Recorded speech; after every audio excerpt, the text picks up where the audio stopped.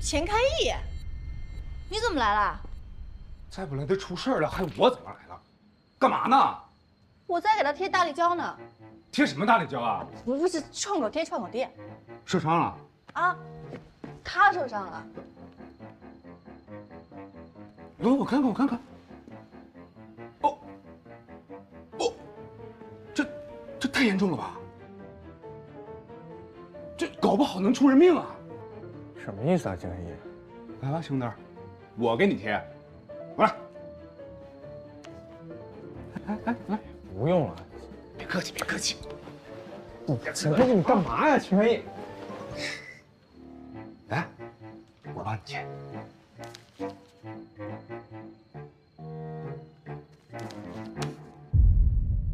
钱开义，这是干嘛呢？丽丽不在家，你只有虎狼环伺呢，我怕你一个人住危险，所以这2天呢，我就来陪陪你。丽丽去找你了？对。哎，其实丽丽啊，挺关心你的，她就是这2天闹点情绪，过2天就回来了。所以这2天呢，就由我来守护你。你守护我干嘛？你一点防范的意识都没有啊！你这附近，这多危险啊！我看你才是最大的危险，别折腾了，回家好不好？我要休息了。你先去睡吧，你不用管我。随便你。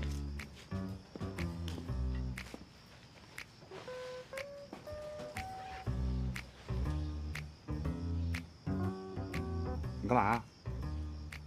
我脱衣服了。变态。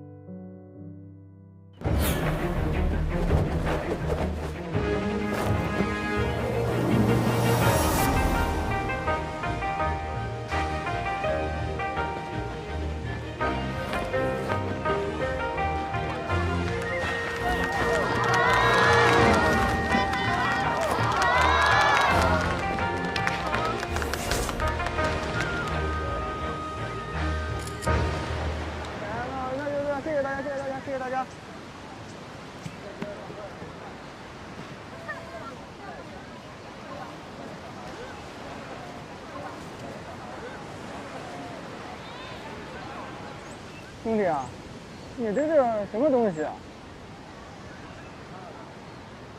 我想，这是我的归宿吧，我把我的灵魂放在里面了。龙归大海吗？哦，我看出来了，是条鱼的形状。你领悟到了啊！我想涨潮的时候，大海就把我带走了。那大海是我的，我会有定海神针，我还能在海里翻跟头呢。你能吗？不能。那大海怎么带走你啊？哎，你是不是连游泳都不会啊？不会啊。所以我旁边放了个游泳圈。哈哈，那兄弟啊，我等你，我们在海里见啊。干一个。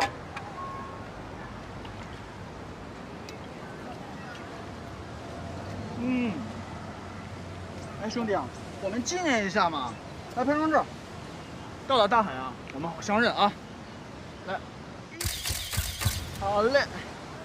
嘿嘿，兄弟啊，你把手机拿出来，我们加个微信，我好把照片发给你嘛，是吧？来，扫二维码。好嘞。行，一共25张，500块，我这就发给你啊。鱼，游泳圈，兄弟啊，你多大？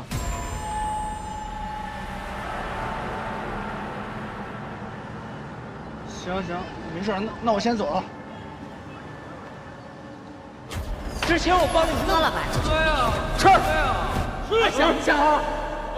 只有你自己强大了，你不需要得到别人的认可，一样可以活得很好。一共25张，500块，兄弟啊，你多大？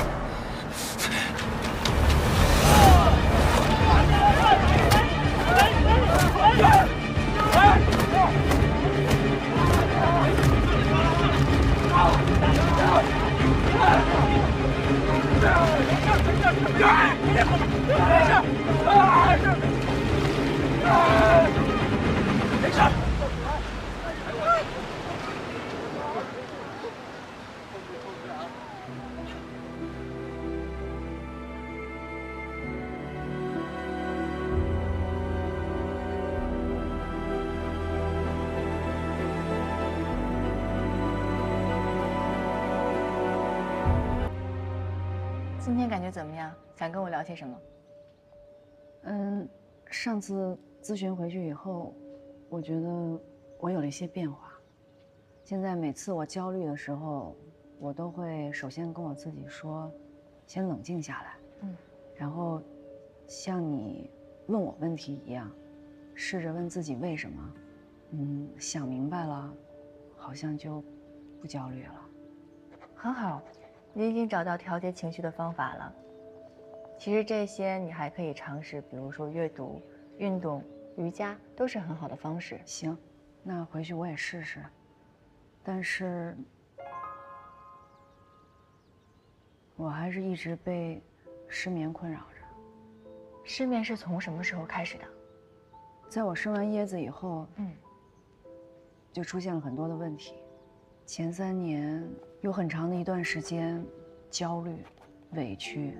想哭，明明自己特别的累，可是躺在床上，却怎么也睡不着。在照顾孩子的事情上，如果有一点没做好，我就特别自责，觉得自己是个没用的妈妈。你第一次生完椰子以后，你觉得你生活有什么变化，会让你觉得很低落、很沮丧吗？其实，有很多的事情对我的影响都很大。我们都是这样过来的，女人不都是这么想？我们都是这样。是啊，别想太多了，休息好了，别想太多，好好休息几天就没事了。我们都是这样过来的，是这样过来的。那个时候，我在想，是不是你太作了？为什么别人都没有问题，只有我有问题呢？当你把你的想法说出来，可是大家没有给予你安慰，还有支持。所以你想压抑自己，那沮丧的心情就会越来越严重。在那个之后，其实我跟我家人的关系相处的也非常的不融洽。你怎么了？我去上个厕所。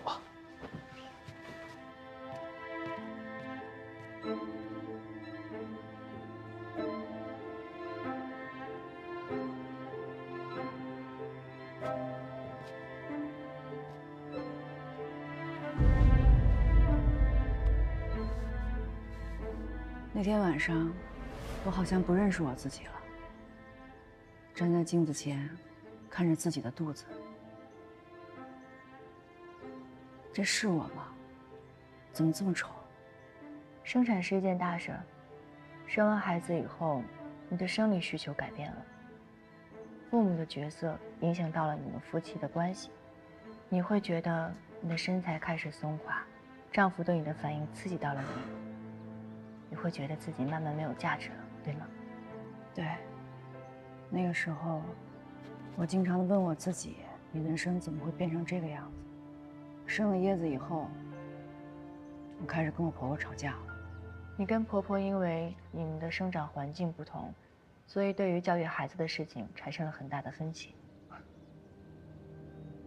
我婆婆用她以往带孩子经验带孩子，如果这个是对的，我肯定一句话都不说。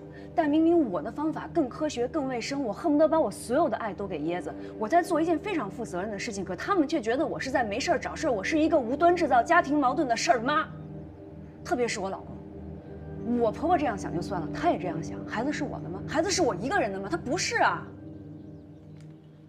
非常理解你现在的心情，你希望老公给予你支持，可是他也让你失望了。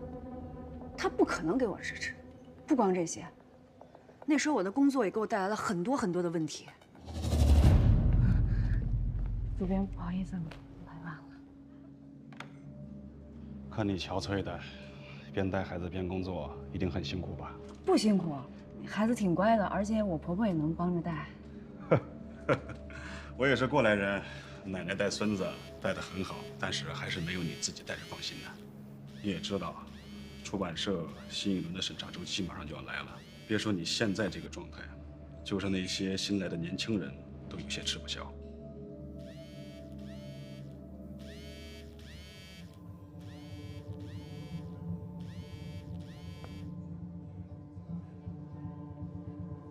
那个主编，我状态特别好，我对那个新一轮的审稿周期很有信心，而且对您说的那个尽职机会我也不想错过。有信心是好事儿，可你知道你回来的这几天出了几个岔子吗？您什么意思呀？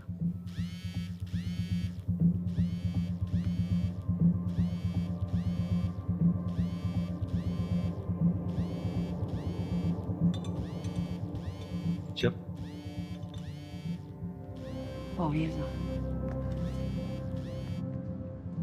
喂，妈，我这正工作呢，我马上给你打过来。马上。其实吧，做一个全职妈妈也挺好的，至少可以全心全意的陪伴孩子成长，你说对吧？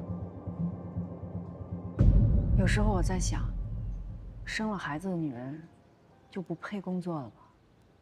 我真的特别的无助，但是一想起我们主编说的话也是对的，一心二用，你怎么可能做好工作？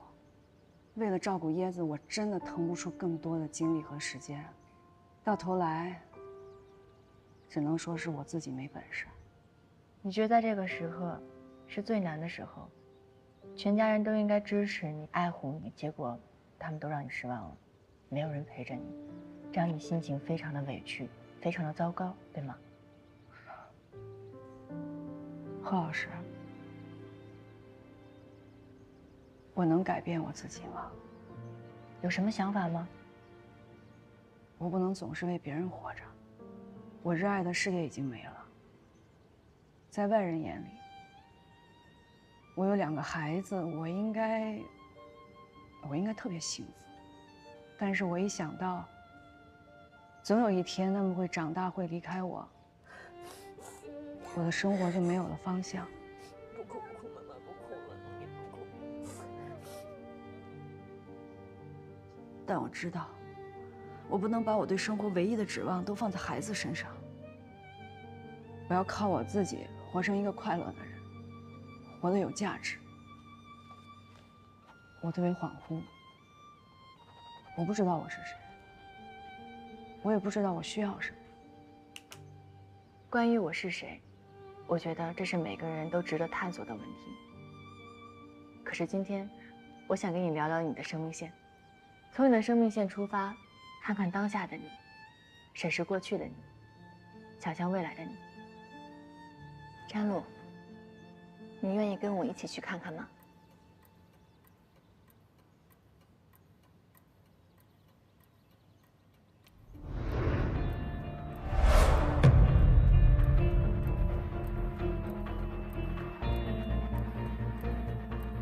张女士，这是你当下的状态。现在你可以闭上眼睛，好好想一想，如果让你回到过去，你最想回到哪个片段？来看看我的孙子，动手死啊！不要惹屁，不要惹屁！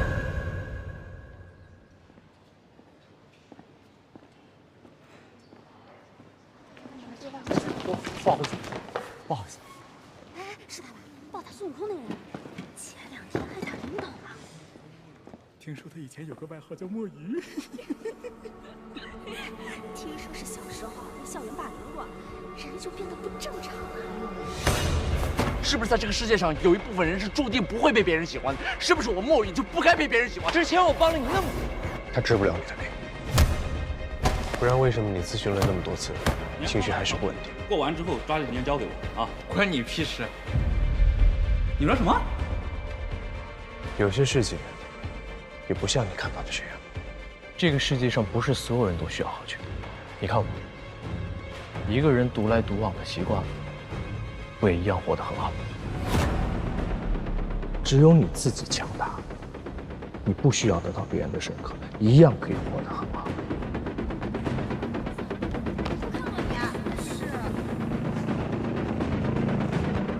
我会帮你的。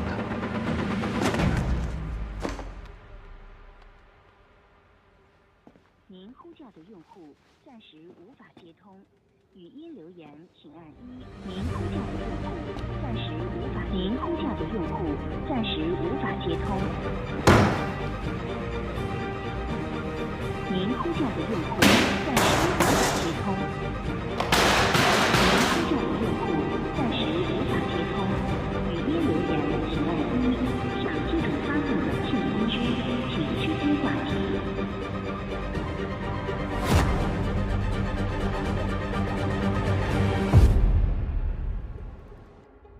我继续杂志社的小说拿到稿费了。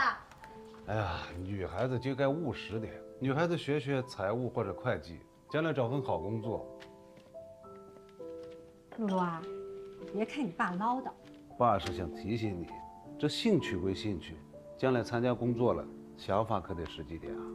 哎呦，这连大学都还没上呢，你也太杞人忧天了。这是我18岁的时候，那时我在读高3，一心想成为一个小说家，所以大学报考志愿报的也是文学系。毕业以后，我一边在出版社工作，一边写小说。可是还没等我出名，我就结婚了。这是我26岁那年出嫁那天。露露啊，一会儿把头发再整整，让全夫人给你戴上头饰，就正式祭拜祖宗。等志坚来接你了，你们就可以敬茶、行礼、跨火盆儿，千万记住，样样都不能出错啊！妈，您昨天晚上都说了好几遍了。妈唠叨也是因为心里高兴啊。啊，吉时到了，我去叫全夫人给你戴头饰。妈，我想让您给我戴，这样我还能跟您多待一会儿。哎。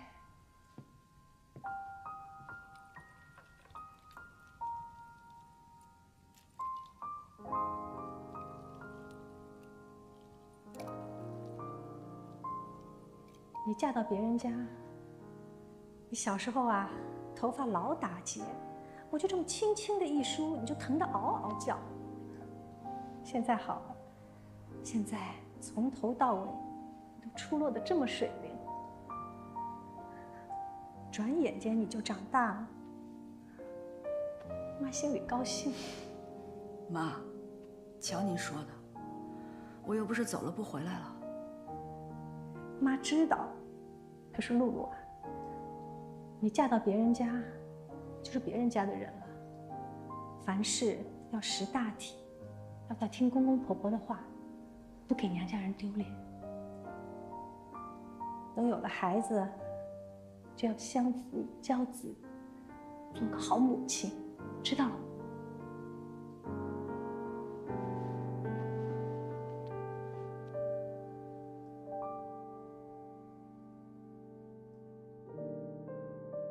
即便是结婚了，也可以继续写小说。可是真的结婚以后，发现自己的想法太天真了。怎么说呢？每天都有各种琐碎的事情要处理，自己根本没有时间静下心来钻研写作。这个时候好像是你刚刚生完女儿的时候吧？对，其实我没有想那么早要孩子，但是当时我已经28岁了，家里人也催着，就只好要了。生完孩子以后的生活是我自己没法想象的。这个时候看你的状态好像还挺好的。孩子安静的时候是挺好的，那时候的我已经被磨得没有了什么锋芒，就想着只要能把孩子照顾好，其他的事情根本不敢想。再回顾完过去以后，你有什么想说的吗？我觉得时间挺可怕的，人活久了，根本忘了自己当初想要什么。你当初想要的是什么？贺老师，我知道我想要什么了。在接下来的生活里，我想好好的照顾我的女儿和儿子，然后再找一份新的自己热爱的工作，自己赚钱，自己花，也给家里人花。我还想继续写小说。贺老师，你知道吗？这个爱好，我真的丢不下。但我想提醒你的是，其实全职妈妈也是一个值得尊重、被关爱的身份，也是一份十分珍贵的事业。如果你想要改变自己，不一定要基于否定过去的自己，我们可以从你现有的状态中找到一些解决思路和解决方法，也许这可以帮你从困境中走出来。那你能改变他们吗？你好好休息几天就没事了。不能，我改变不了他人，我也改变不了你，只有你可以改变你自己。有些时候，有些事情，不只是只有一个角度。人在抑郁的时候，往往会看不到身边的温暖，甚至误解实际发生的情况。哎呀，来，我来抱吧，只认妈妈一个人抱，妈妈要累坏了，可怎么办呀？宝贝，爸爸回来了啊，陪爸爸看会儿球，让妈妈歇会儿好不好？露露累傻啦。来看妈给你买了什么？你爱吃的。这个菜啊，我不太会做，还得你自己做一下。来，换奶奶抱，来。妈，闻着太香，我都饿了。你呀，自己不做饭就知道吃。露露，饭好了吗？快好了，等你接完叶子回来正好吃。好嘞，还有10分钟，看完我就马上去。在过去，我总是妈妈的女儿，老公的妻子，婆婆的儿媳，孩子的妈妈。在未来，我想成为我自己。成为自己，在每个人一生当中都是需要去探索的。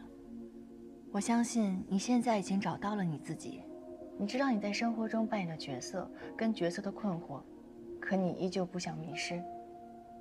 未来，我希望有更多的时间给你去探索自我是什么。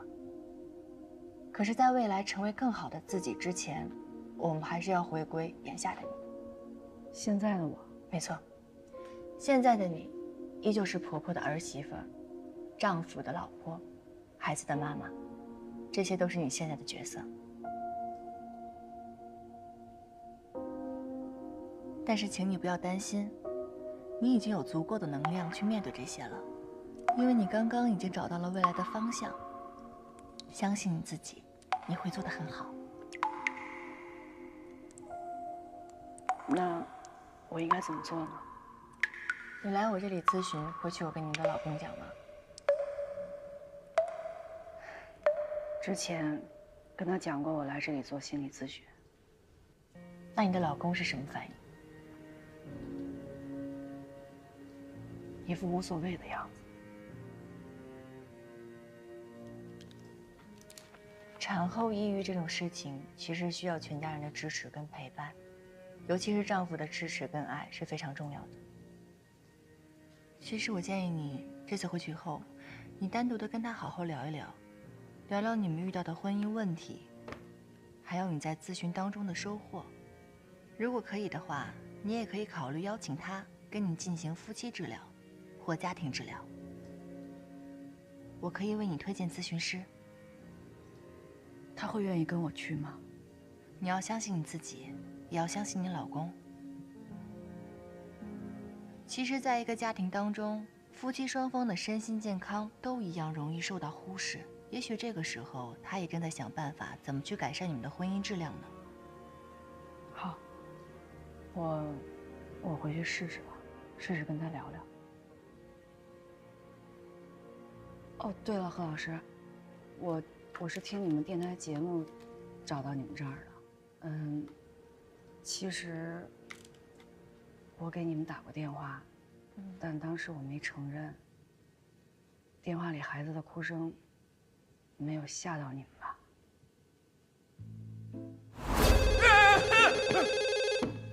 喂，海丰国际广播。喂，小朋友，我有点那个。哪个？钱太医，大半夜的你跟我开玩笑呢是吗？你不相信我是吧？你敢不敢打个赌？打什么赌？咱把电话拨回去，要是假的，我把这诗吃了；要是真的，你把那诗裱起来。我还是比较喜欢看你吃纸的样子。电台，你们是不是搞错了呀？我没有打过电话。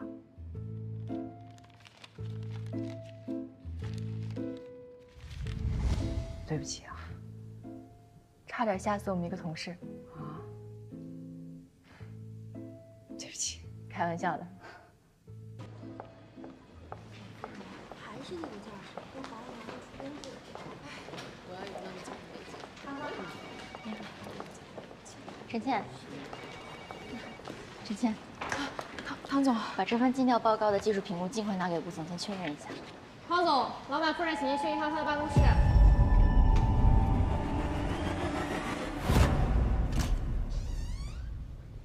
来了。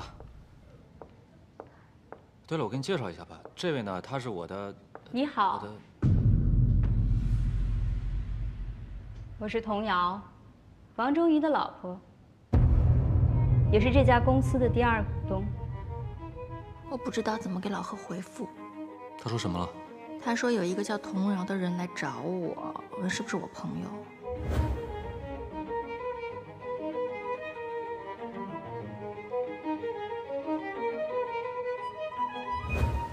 你知道吗？从来没有人对我这么好过。直到我遇见了你，我想安定下来，好好跟你在一起。遇见你真好。我一定要给你一个最好、你最喜欢的婚礼。小女孩的心思你还是蛮懂的嘛。你说你是不是以前经常哄人的？我还以为你是一个不会对别人的过去感到好奇的人。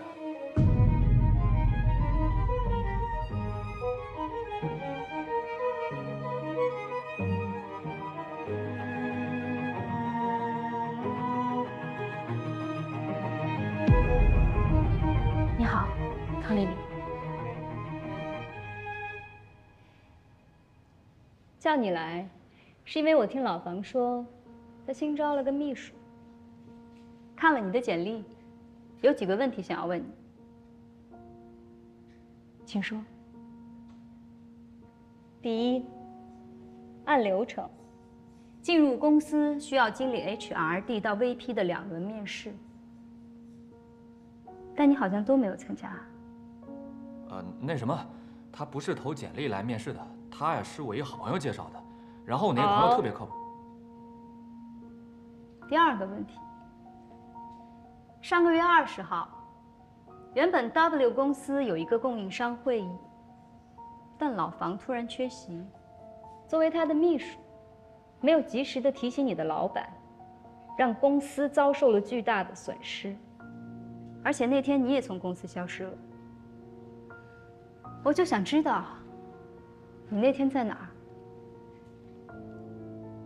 儿？啊，他那天是被我派去建兴去聊合同去了。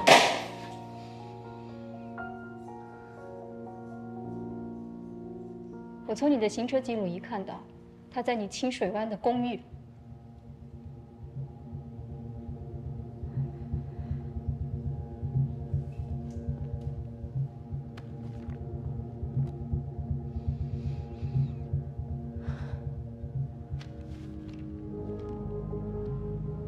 汤丽丽，年龄29岁，专业空中乘务，毕业院校北方经济学院 ，GPA 2.7，家庭住址南山省海市宁沙区红花村239号。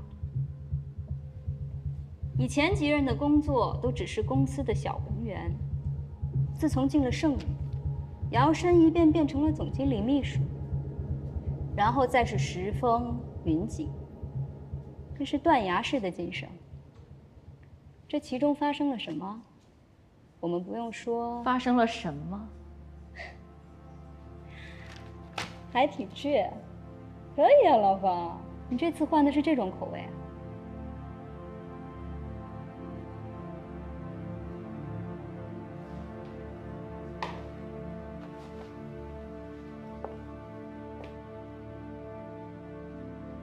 好好的土鸡不做，想要飞上枝头变凤凰啊？你运气挺好的，可惜你没这个命。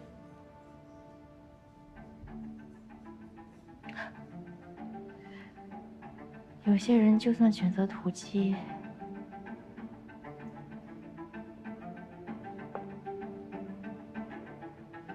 也不会选择你这只秃了毛的老凤凰。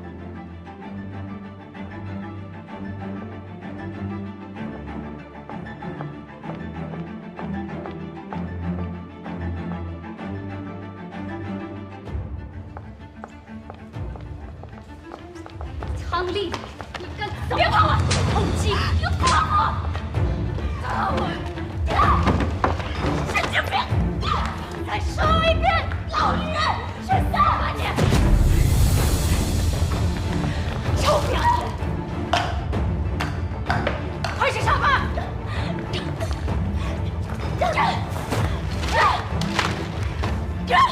够了！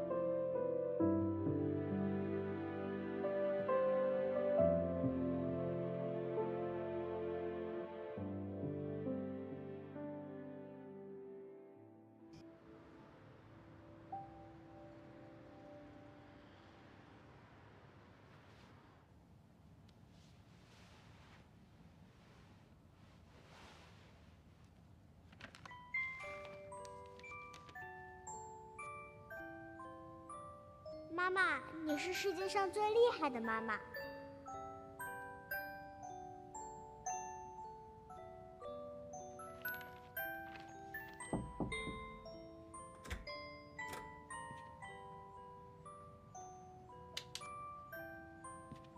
今儿怎么睡这么早啊？累了。露露，露露，我跟你保证，以后啊，我要是再惹你生气，你就踹我，狠狠的踹我，你给我踹医院去都行啊。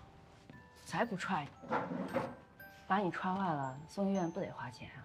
只要我老婆大人不生气，花点钱我都忍。等我新的工作找好了，家里的事儿你得给我搭把手，尤其是得多陪陪椰子啊。没问题。哎，那你找工作那事儿怎么样了？有合适的公司吗？我在58同城上投了简历，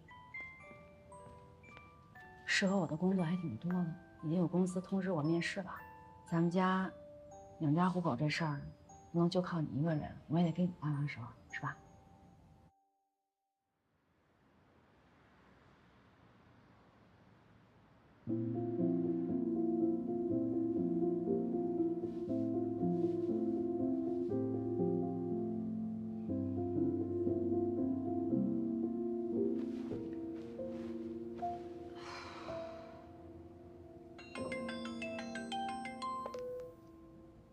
你好，詹璐。面试官您好，你的故事我看了，很新颖啊。您能给我说一说你的故事大致构思吗？我写的是一个未来世界 ，AI 机器人逐渐将基础的人类工作取代。我觉得在未来，人们应该依靠更具创造性和技术性的工作来生存。是这样的啊，我们平台呢正在扶持感情类的作者，您的文章很新颖。不过我们需要的是一个能够长期固定坐班的作者。我看了您的简历，最近8年的时间一片空白啊，您能告诉我这8年您在做什么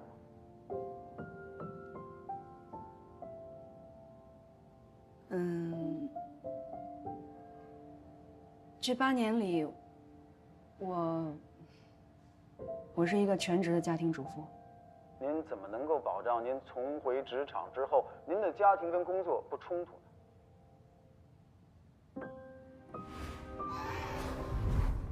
您刚才说的这个问题，其实我也考虑过。说实话，我不能保证。我觉得家庭不应该是一种负担，尤其是对内容创作领域的工作者来说，家庭环境是无可替代的养料。只有真正步入婚姻的人，才能够写好生活的一地鸡毛。我结婚以后跟我的婆婆住在一起，生儿育女、工作、离职，这些足以改变一个女人一生的事情，我全都经历过了。所以，我觉得不应该在工作以后将家庭抛在脑后。当然，在这8年里，我也想了很多。一开始，我被迫离职，在家待产，到怀孕后期，我的肚子越来越大，我每天只能坐着睡觉。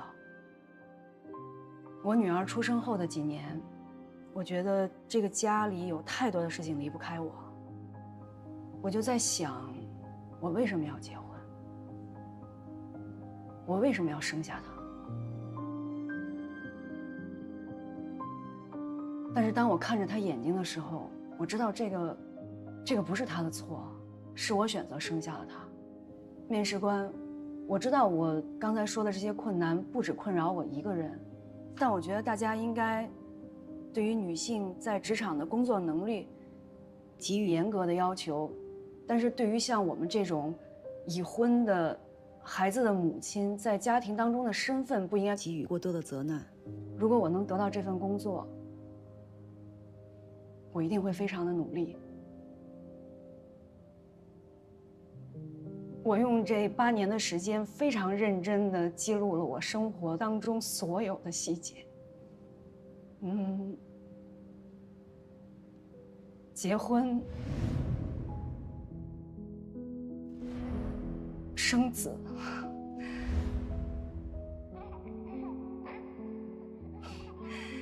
看着我的孩子一天天慢慢的长大。妈妈，啊，那我照顾你，你能不能不老啊？你要是特别乖，妈妈就不会老。这些对我来说都是非常非常宝贵的创作的素材。我希望我能重新拿起8年前我放下的那支笔，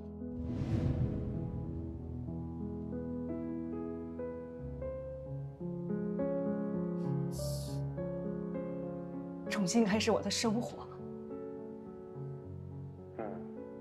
好，那张璐，你还有什么问题要问我吗？如果没有的话，那么我们后期有消息再联络，好吗？特别感谢您给我今天的面试机会，谢谢。不用谢，再见。再见。